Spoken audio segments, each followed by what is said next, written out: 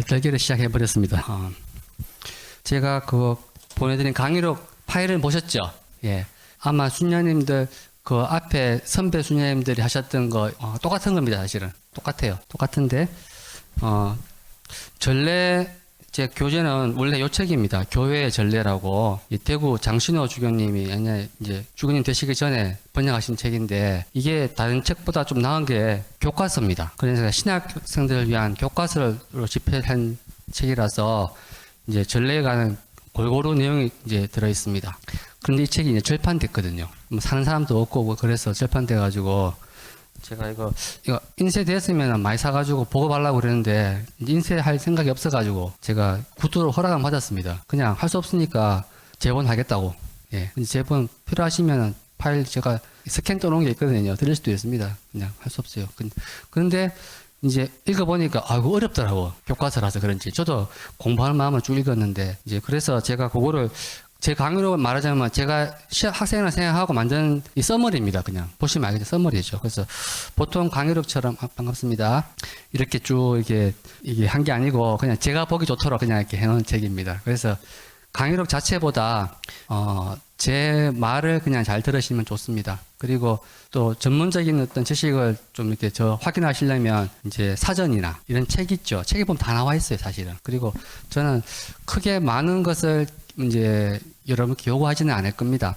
그런 것보다 이제 강의를 다 끝나고 나면 전례란 이런 거구나 뭐 있잖아요. 자기만의 전례 좀 뭐 있어야 됩니다. 뭐 굉장히 많이 배웠는데 전례가 뭐냐 물으면 다시 이러면 안 되거든요. 그래서 한 개라도 확실하게 전례란 이런 거구나 머리로 알고 이제 어떤 뭐 가슴으로 알면 더 좋겠죠. 예, 이런 게 있으면 좋겠습니다. 그런 게 이제 목표입니다. 그래서 이제 이 책도 필요하시면 제가 반장님 통해 가지고 파일 드릴 수 있습니다. 이미 사실 다 전폐했었는데 뭐 이렇게. 근데 우선 그 강의록 다 받으셨죠? 예. 이게 제가 저는 이거 칼라로 이렇게 막 했거든요. 만들다 보니까 이걸 인쇄소에 맡겨놓으면 돈이 많이 들더라고. 칼라라서. 예. 그래서 이제 다 이렇게 하려고 하다가 보니까 21분이시던데 다 인쇄하면 하면 이렇습니다. 이 정도입니다. 이 정도. 전 제가 본다고 이렇게 비닐도 만들고 이렇게 뭐 예쁘게 했거든요. 다음에 다 해드릴게요. 제가 다 드릴게요. 다음 시간에. 예. 요렇게 해드릴게요. 8개. 그럼 편하시죠. 그러면 이제 수업 마치고 나면 뭐랄까 강의는 이해 못하더라도 책은 한 권 남는 겁니다. 한 권 남죠. 예쁘게 만들어 드리는 이유는 예쁘게 만들어 드려야 안 버리거든요. 안 버립니다. 예. 그러면은 책을 볼 때 떠오르는 게 있습니다. 전례란 이런 거다. 이런 거죠.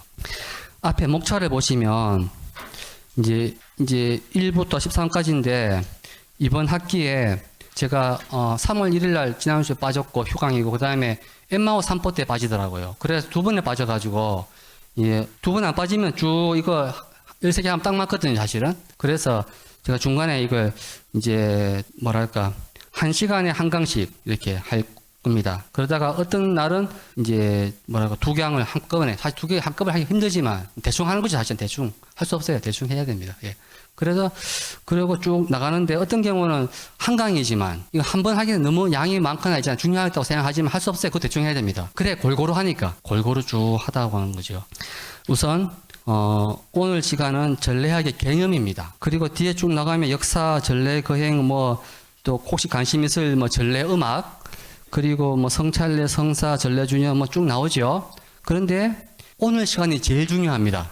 왜냐하면 개념이 안 서면은 그 다음에 어떤 이야기를 하더라도 뭐랄까 나무로 말하면 뿌리가 없는 거예요. 앞에 이렇게 이건 화분이잖아요. 이거는 물 주면 살아납니다. 그런데 화분이 아니고 꽃꽂이대가 되면 안 되는 거거든요. 항상. 그래서 전례란 무엇인가에 대한 게 이 개념이 이게 과거와 현재가 완전히 바뀌었습니다. 그래서 요게 오늘 시간은 많은 것보다 이제 전례란 무엇인가 요거 답은 이미 뒤에 나와 있습니다. 뒤에 보면은 마지막 페이지에 마지막 페이지 다 나와 있지만 그게 이제 오늘 제일 중요한 건 마지막 6페이지에 보면은 제2차 바티칸 공의회 전례 개념 나오죠.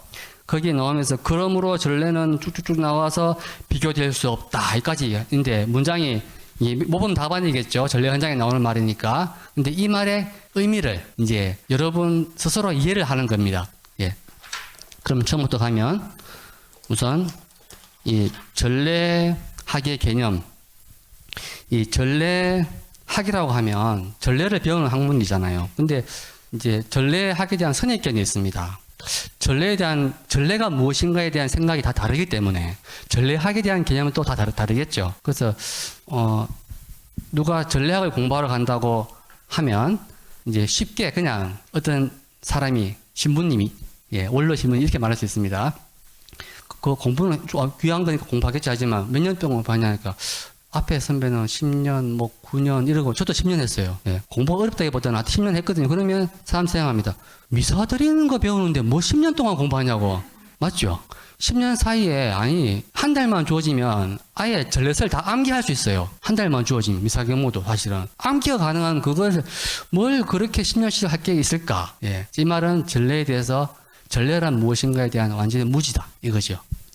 그래서 전례학을 공부하는 이유는 앞에 첫 배 나오죠. 하느님 백성 전체의 전례 교육에 봉사하는 거다. 그러니까 사람들에게 전례 교육, 전례 교육이란 말은 이제 전례가 뭔지 이해하고 전례로 생활을 하고 전례를 통해서 구원되고 하여튼 전례와 친해지게 되는 겁니다. 한마디로 친해지게 해주는 그런 겁니다. 이해를 해야 친해지는 게 있겠죠. 그러면 전례학은 공부를 뭘 하느냐? 미사 드리는 법을 배우느냐? 그거는 한 10,000분의 1밖에 안 됩니다. 크게 세 가지입니다. 첫 번째, 이제 전례학의 대상은 이제 구원 사건입니다. 그러니까 이슬람 이야기가 배우지 않습니다. 그리고 다른 어떤 특별한 학문을 배우는 게 아닙니다. 바로 대상은 우리의 구원 사건입니다. 신앙 사건이죠. 신앙 사건. 바로 예수 그리스도 그리고 이제 구약의 이스라엘 백성의 신앙 이런 것들 이제 배우죠. 이게 바로 전례는 이제 구원을 다루기 때문에 바로 이제 신비입니다. 신비. 신앙이라는 것이 이 눈으로 보고 만지고 할 수 있는 게 아니잖아요. 그래서 믿는 사람에게는 실제지만 믿지 않는 사람에게는 그냥 호황한 이야기일 뿐이잖아요. 그래서 첫째가 구원 사건이고 두 번째가 이제 그리스도의 예식입니다. 형식적인 차원. 그러니까 아까 신문이 말했던 거 미사 드리는 법이죠. 한마디로 미사 드리는 법, 성사 드리는 주는 법 이런 걸 이제 배우는 게 예식 자체입니다.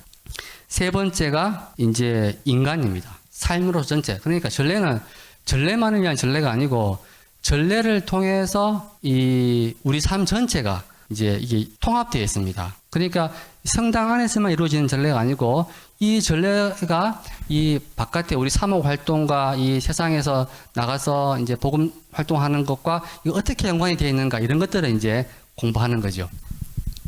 이 대상입니다. 그리고 전례학의 역사적 조망. 이 전례학이라는 것은 여러 신학 학문 가운데 최신 학문입니다. 최신. 그러니까 어떻게 보면은 이제 최첨단 학문이라고 볼 수 있어요. 최첨단. 최신이란 말은. 그러니까 20세기 이전에는 전례학이라는 게 없었습니다. 전례는 이 사도행전 1장에 나오는 것처럼 오순절날 교회가 생기고 나서부터 계속 이제 이어졌던 게 전례예요. 기도하고 미사하고 했습니다. 하지만 전례학이라는 것은 20세기에 등장했습니다. 그리고 신약 학문에도 제일 먼저 등장한 게 이제 교회신학이겠죠. 교회신학. 그리고 그 이후에 윤리신학이 나오고 그리고 여러 가지 이제 다른 학문 교회법도 나오겠고 이제 그리고 윤리신학에서도 영성신학이 나오고 이렇게 가지쳐 나오잖아요. 쭉쭉 내려오겠죠. 그다음에 성경학, 교부학 나오겠죠. 그런데 이렇게 쭉쭉 나오는 것 중에서 맨 마지막에 나온 게 전례학입니다. 그래서 이 전례학의 내용에 주로 다루는 게 미사, 이제 성사, 성물도 이제 이런 게 주로 이제 이야기되는데 늘 하던 걸 갑자기 왜 학문으로 했을까? 그것은 이제 전례를 늘 하고 있었지만 이제 근대에 와서 이 성경, 교부, 교회사 이제 문헌들이 발견되고 연구를 했잖아요. 하면서 한 가지 깨달은 게 있습니다. 우리가 기존에 알고 있던 성경이 다르네. 연구를 해보니까. 그리고 교부문을 이제 연구를 하게 됩니다. 왜냐하면 그전에는 교부문을 본 적이 없어요. 일반 사람들은. 다 카더라 방송입니다. 어떤 분이 예를 들면 토마스 아퀴나스 신학대전을 보면 아우구스티노 성인이 말하기를 이렇게 나옵니다. 그러면 사람들은 아우구스티노 성인이 말했는 걸 원본을 본 적이 없어요. 그런데 근대에 와서 이 도서관에 묻혀 있던 양피지 사본들 발견되는 것도 있고, 그리고 저 시리아 동방 쪽에서 전쟁 나면서 이제 수사님들이 막 도망 나오면서 책 들고 도망 많이 왔거든요. 거기다 보다 보니까 그 안에 아우구스티노, 뭐 크리스토스토머, 뭐 전레서, 뭐 무슨 책 뭐 다 오는 거예요, 한마디로.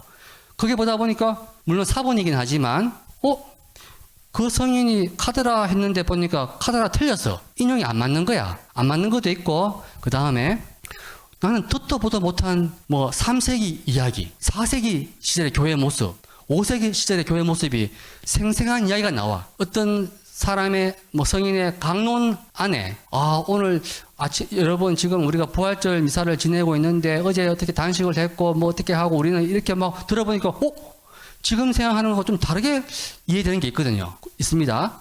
그런 걸 보다 보니까 한 가지 깨달은 게 있죠. 지금 하고 있는 전례가 1000년 전, 2000년 전에는 모습이 다른 거예요. 이걸 어떻게 설명할까 깨달은 게 있습니다.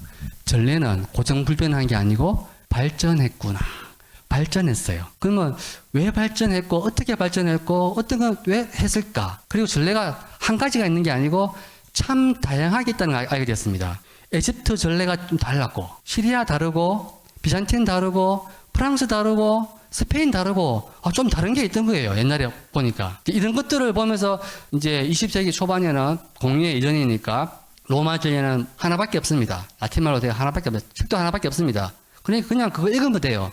뭐 따질 게 없죠. 그냥 쉽게만 하면 됩니다. 근데 지금 이게 완벽하다고 생각했는데 이걸 제대로 이해하기 위해서도 여기 앞에 왔던 그 앞에 이제 발전했던 그 앞에 역사를 이제 연구하다 보면은 바뀌면은 이게 왜 신문도 보면은 왜 그 똑같은 팩트가 있어도 신문사마다 그 주장이 다르죠. 그리고 표제가 다르잖아요. 뽑는 거. 그걸 보면 뭘 알 수 있습니까? 극우신문이구나. 극좌신문이구나. 이재명을 밀고 있네. 윤석열을 밀고 있네. 이거 앞뒤가 안 맞는 거짓말쟁이네. 알 수 있죠. 그것처럼 전례문헌 역시도 역사를 연구하다 보니까 이제 이 부분을 왜 뺐을까? 이 부분을 뺐다는 말은 당시 요거는 별로 안 중요했네. 이 부분을 더 강조했네. 이걸 강조하고 싶었구나. 뭐 이런 것들 있죠. 이런 것들을 잘 비교하면은 편집 의도를 아는 것처럼 그냥 전례문 안에서도 더 중요한 게 어떤 거고 덜 중요한 게 어떤 건지 알게 되는 거예요. 그리고 우리는 보니까 다 중요해 보여. 그런데 옆에 다른 교회가 해왔던 또 역사가 있을 거 아닙니까? 전례 역사를. 보니까 거기에는 뭐가 없어. 그러면은, 예를 들면 이제 이런 식이죠. 서방과 동방, 예를 들면, 동방 교회에 가면 성체 조배가 없습니다. 성체 강복이 없어요. 그러면 이 서방에서는 성체 조배 늘 우리 하고 있잖아요. 중요하죠. 우리 하루 신심 생활에서. 성체 조배가 중요하고 성체 강복도 하고 성체 신심이 좋습니다. 그런데 동방에는 그런 게 없거든요. 없으면 동방에는 신심이 떨어지는 겁니까? 뭘 모자라는 겁니까? 아니죠. 자, 없다는 말은 별로 안 중요한 거예요. 안 중요하다는 표현보다는 본질적인 게 아닌 거예요. 이게 성체성사에서. 이런 것들을 그냥 지금 말하면 어디 감히 그런 말을 하냐고 있잖아요. 이래 되는데 역사를 놓고 설명하면 보면은 현실이거든요. 팩트 체크지 한마디로. 이런 거를 전례학이 연구를 하는 거예요. 하면서 이제 전례를 통해 가지고 우리가 믿고 있는 신앙을 더 현실적으로 보여주는 거죠. 생생하게. 그러면서 이제 전례학을 통해 가지고 어떤 서로 다른 교파들 간의 어떤 이해가 더 높아지는 겁니다. 그리고 또한 우리의 믿고 있는 신앙에서 다 소중한 게 아니고 가치의 우선순위가 있다는 걸 알게 됩니다. 그러면 우리가 더 중요한 거는 더 강조하고 교회일치에 도움이 되거나 복음화에 더 도움이 되고 우리 신앙을 더 활성화하는 데 도움이 되는 거는 그걸 더 키우고 오히려 그냥 규칙을 위한 규칙으로 되어 있는 거는 좀 없애고 뭐 이렇게 이게 가능하겠죠. 이제 전례학을 하게 되면 이런 식으로 해서 신앙이 많이 활성화될 수가 있습니다. 그래서 전례학이 삶에 영향을 준다는 거죠. 신앙에. 하여튼간 전례학이 이제 전례를 연구하는 게 생기는데 이 시작은 그 19세기 프랑스 솔렘에서 이 게랑제 아바스가 주도한 수도 생활의 복구와 결합된 전례 운동입니다. 전례 운동이라는 말 들어보셨죠? 못 들어보셔도 솔렘은 들어보셨죠? 솔렘 혹시 못 들어보셔도 그레고리안 성간 들어보셨죠? 예, 성바오로 출판사 바로 따르는 거 보면은 이 그레고리오 성가 CD 보면은 주로 솔렘이 많이 나옵니다. 솔렘의 그레고리오 성가를 잘 부르기도 하고 또 잘 부르는 것보다 거기가 그레고리오 성가의 뭐랄까 이 복원의 발상지입니다. 복원. 그레고리오 성가는 이 초대교회 때부터 누가 했는지 모르지만 좌우지간 자연스럽게 우리나라 뭡니까 무슨 창하듯이 발전한 한 거예요. 그런데 이제 19세기에 이 프랑스 솔렘 베네딕트 수도원입니다. 수도원이 개랑지가 원래 그냥 교구 신부였어요. 교구 신부였는데 프랑스 교회의 모습을 보니까 신자들이 굉장히 뭐 이렇게 열심한 사람 열심히 해요. 할매들 열심한데 이 나폴레옹 전쟁 이후로 교회가 피폐해지면서 사람들은 이제 열심하긴 열심한데 이 신앙생활 모습이 첫째 젊은이들 뭐 이런 사람들 성당에 안 오고 할머니 할아버지들 주로 많이 와 계시고 그리고 이제 신앙 행위 자체가 이제 수호 성인이 많아. 어떤 성인 무슨 물건 잃어버리면 안토니오 뭐 할 때는 무슨 성이야 무슨 뭐 있잖아 이렇게 그러면 방에 성상도 많고 그리고 또 기도도 그러니까 묵주기도, 구일기도, 무슨 성기 드리는 기도 등등 기도문도 굉장히 많아요. 예, 나름대로 열심히 하고 또 성지순례도 어디 가기도 하고 또 갔다 오고 뭐 등등 그리고 단식도 하고 또 뭐 무슨 성모님 메시지도 듣고 있잖아요. 좌우지가 그런 분 주변에 많죠. 이렇게 열심히 하는 분들. 예, 근데 굉장히 열심히 하고 하는데 이 그랑제 신부를 비롯해서 조금 배운 사람, 역사를 좀 아는 사람들은 생각할 때. 초대교회, 적어도 1, 2, 3, 4, 4세기, 5세기의 교회 모습과 너무 다른 거예요, 지금 우리 생활하는 모습이. 당시에는 이런 신심 하나도 없었잖아요. 성인 때 없었고, 당시에는 어떻게 살았냐? 오직 주일미사밖에 없는 거예요, 그냥 주일미사. 주일미사 열심히 하고, 주일미사 또 어떤 분위기냐? 신자들이 다 함께, 지금 우리 현재 21세기에 우리가 하고 있는 미사 비슷합니다. 지금처럼 신자와 공동체가 함께 모여가지고, 이렇게 활성화되면서 노래하고, 뭐 이렇게 아멘하고, 응답하고 막 이런 분위기인데, 19세기 개랑제 신부가 있던 그 프랑스부터 전 세계의 어떤 분위기는 뭐냐면 우리 불과 한 60년 전의 모습입니다. 그러니까 신자들 열심히 사는데 성당 안에서는 그냥 이거지. 재미가 없는 거잖아요. 중요한 건 아는데 성당 안에 와서 할 게 없어. 알아듣지도 못하고 아침에 알아듣지도 못하고 또 신부 참 멀리 있고 신부 강론도 못하고 강론하지도 않고 강론 원래 안 했습니다. 신부들도. 요새는 많이 하잖아요. 옛날에는 강론 안 했고, 강론은 누가 하느냐? 강론은 사순식 이런 때, 대림식 이런 때, 유명한 특강 할 수 있는 분, 작은 형제 뭐 수사님 모셔다가 다 이렇게 설교하라고 이런 거는 했지. 저 전례 안에서 강의하고 있잖아요. 강론 안 중요했어요. 왜냐면 강론을 잘하다 못하다 안 중요해. 중요한 거는 경문 똑바로 읽고, 행동 똑바로 하면 신부가 술 한잔 하고 왔든 어쨌든 간에 관계없어요. 그 미사에서는 빵이 예수님 몸으로 변하는 거예요. 이거면 충분하다. 예. 그러니까 신자들도 기대가 별로 없어. 앉아가지고 그냥 잘 혼자 묵주기도 하고 있든지 이렇게 있습니다. 참석은 해. 안 하면 안 되니까. 하지만 좌우지간 미사에 와서 아무런 감동 없어. 느낄 수가 없지. 뜨거운 마음이 뜨거워지는 거 없어. 마음이 뜨거워지는 어떤 그런 이 심심적인 체험은 언제 나냐. 미사 마치고 나서 이제 본격적으로 성체 조배 시작하고 있잖아요. 여러 가지 하는 겁니다. 이런 모습이 개랑제 신부가 보기에, 개랑제 신부를 비롯한 좀 선각자들이 보기에 이거 뭐 전례가 아닌 거야, 이거. 이거 뭐 다르거든, 옛날하고. 그래서 옛날에 그 순수했던 모습. 그러니까 집전자와 공동체가 이 주일미사를 중심으로 항상 뭐랄까 말씀을 듣고 말씀을 알아듣잖아요. 듣고 하나님 감사합니다 하고 그리고는 함께 신자들의 기도를 바치고 가진 걸 나누고 그날 하루 종일 뭡니까 가난한 사람 생각하면서 이제 선행을 베풀고 기도하면서 이게 이 날은 거룩한 날이니 기뻐하자 하면서 지냈던 거예요. 이렇게 되고 싶은 것 이상입니다. 이상. 뭐 어떻게 될까? 어떻게 될까 하면서 제일 먼저 시도한 게 그레고리오 성가 복원이었습니다. 왜냐하면 사도행전 보면 신자들은 모이면 뭐였냐? 날마다 하나님을 찬미하며 지냈다 했거든요. 그 찬미하며 지내려니까 입을 움직여야 될 거 아닙니까? 근데 지금 찬미하려고 해도 성당에 참여하려고 라틴 말이라도 찬미를 할 수가 없어. 신자들이. 그래서 와서 함께 모든 사람들이 함께 주님을 찬미하기 위한 어떤 옛날부터 했던 그 노래, 그레고리오 성가를 다 이렇게 악보를 모아가지고 이제 부를 수 있도록 이제 한 거예요. 그러면서 이제 수도원도 세우고 솔렘 수도원입니다. 그 솔렘 수도원은 그런 역할을 한 거죠. 그래서 솔렘 수도원의 공동체 자체는 이제 초대교회 공동체의 하나의 상징이 됩니다. 날마다 이제 베네딕토 회가 그렇지만 날마다 하는 일이 있나요? 모여서 기도하고 일하고 기도하고 일하고 있는 거죠. 이게 삶의 목적이죠. 이제 이렇게 수도 생활 복구와 전래 운동이 결합돼 가지고 전래에 대한 관심이 커지기 시작합니다. 그러면 사람들이 모여왔을 때 이제 그레고리오 성가를 이제 부르는 거죠. 이 중요합니다. 왜냐하면 그레고리오 성가는 전부 다 전래 텍스트를 가지고 부르는 노래입니다. 입당송, 시편, 그 다음에 알렐루야 나오는 거부터 해서 다 시편 말씀이고, 그리고 뭐 거룩하시다다 뭐 글로리아 나오죠. 뭐 이런 것들 다 함께 부르는 겁니다. 신자들과. 근데 그 전까지는 함께 부르는 게 아니고, 예, 아주 뛰어난 성가대가 불렀죠. 그것도 사부 합창으로. 그리고 거룩하시다도 아니고 길이에 한번 부르면 막 5분 10분씩 불러보는 거죠. 아름답긴 아름답지만 신자들 어떻겠습니까? 음악 감상하러 온 거잖아요. 할 게 없어요. 근데 그리고리오 성가는 함께 부릅니다. 그러니까 짧은 텍스트니까 라틴 말이지만 그래도 뜻을 이제 미리 알고 오면 되죠. 조금 알고 그래 부르면 훨씬 더 참여가 좋은 거지요. 이제 이렇게 해서 이 솔렘스톤 중심으로 이 신자들 공동체, 전래 공동체가 함께 이제 전래에 참석하면서 전래에 더 깊이 들어가는 이제 이게 전래 운동 시작입니다.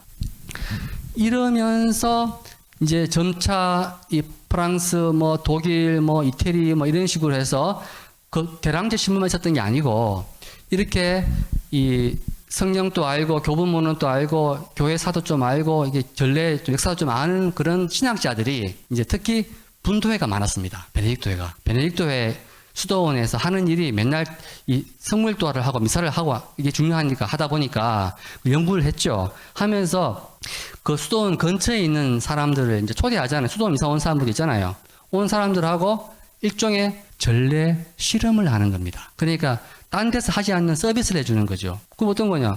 독일 수도원 같으면 신자들에게 그냥 참석하는데 아무것도 모르는 사람들한테 제가 이렇게 강의로 하나씩 주는 것처럼 전래문, 독서 보고 라틴 말인데 독일말로 번역도 해가지고 또 준다든지 이런 거 있잖아요. 그러면 따라 하잖아요. 적어도 라틴말 미사하더라도 이걸 하고 있구나 이런 거죠. 그리고 어떤 데는 좀 오버해가지고 있잖아요. 제대로 돌렸다거나 약간의 불법이 있는 거지. 약간의 불법. 근데 수도원은 약간 불법해도 눈 감아줍니다. 내가 보니까. 왜냐하면 크게 뭐랄까 좀 그런 사람들 필요하거든요. 좋은 뜻으로 하는 거잖아요. 그러다 너무 심하면 이제 철퇴 맞기도 합니다. 하지만 일종의 약간 생각자들이죠. 그러면서 깨어나서 이렇게 하다 보니까 중요한 건 인기가 너무 많아졌어. 실제로 사목적인 열매가 많았습니다. 사람들이 전래 참석하는 거, 재밌다. 이해를 하니까 이제 이해를 하는 거죠. 노래 부르니까 뭐 할 게 있잖아요. 노래도 부르고. 그러니까 전래가 오는 것이 전래를 마치고 할 때 힘을 얻는 거죠.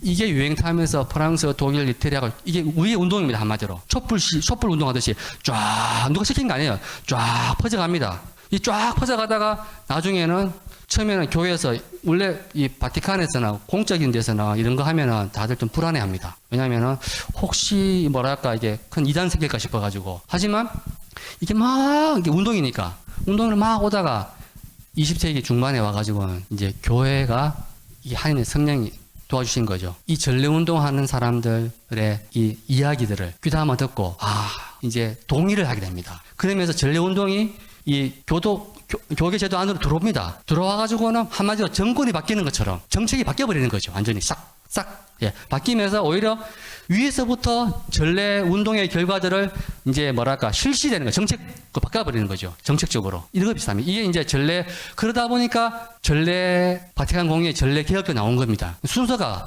위에서 한 게 아니고 밑에서부터 쫙 올라온 거였어요. 예. 이런 거 보면 전래만 그런 게 아닙니다.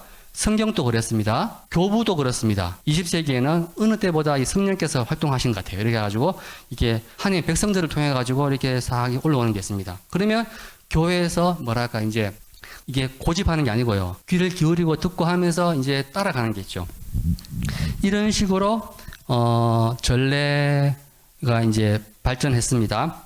이렇게 하면서 20세기에 와서 전래학 이제 발전 노선이 세 가지가 있어요. 어떻게 주로 연구하냐면 크게는 첫 번째 역사적 문헌학적 노선. 이거는 이제 과거 역사를 뒤지는 겁니다. 성경의 새로운 연구 업적들 놓고 그리고 또 교부문헌 나온 것들 교부문헌 연구하는 거죠. 그리고 바로 교부문헌 연구하면은 아구스티노 시대에는 이 성삼일에 이렇게 지냈는데 이게 더 뭐랄까 중요했네. 뭐 이런 것들을 이제 보고 연구를 하는 겁니다. 그 다음에 전래문헌 자체, 뭐 트렌트 공예 미사경문뿐이 아니고 뭐 10세기, 7세기 나오던 어떤 성사집들도 보면서 아, 이때는 제수율이 이렇게 했구나. 이렇게 했네. 뭐 이런 것들을 보면서 이제 연구하는 거, 이런 게 역사적 문헌학적 노선입니다. 주로 성경 연구도 그렇죠. 성경 사본도 갖다 놓고 뭐 이렇게 연구하는 것처럼 이런 게 노선이고, 다음 노선은 이제 신학적 노선입니다. 이제 그런 게 아니고 이 전래 미사란 무엇인가, 성사란 무엇인가, 뭐 세례 성사의 의미, 견진 성사의 의미, 이런 것들을 이제 여러 가지 자료를 통해 가지고 이제 연구해 나가는 거죠. 이것은 어떻게 보면은 좀 성사 신학에 가깝습니다. 전래 학이라기보다는 성사 신학, 교회 신학과 좀 닮았어요. 그런 면도 있습니다. 전략에. 이것만 있는 게 아니지만. 그래서 이제 성사 신학과 성사 신학 책을 보면, 시중에 보면 성사란 무엇인가 이런 책 보면은 지으신 분 뭐 이제 이렇게 보면 이제 교회 신학자입니다. 읽어보면은 전례학이 하는 것도 똑같은 내용이에요, 사실은.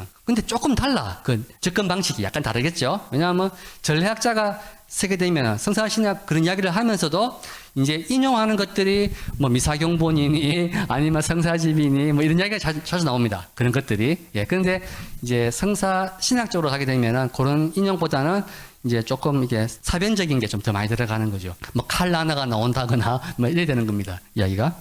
그 다음에 3번 사목적 인간학적 노선이 있습니다. 전례를 이야기할 때 이제 그런 역사나 어떤 신학이 아니고 현장의 사목적인 거죠. 주로 예를 들면 이 커뮤니케이션 이 문제입니다.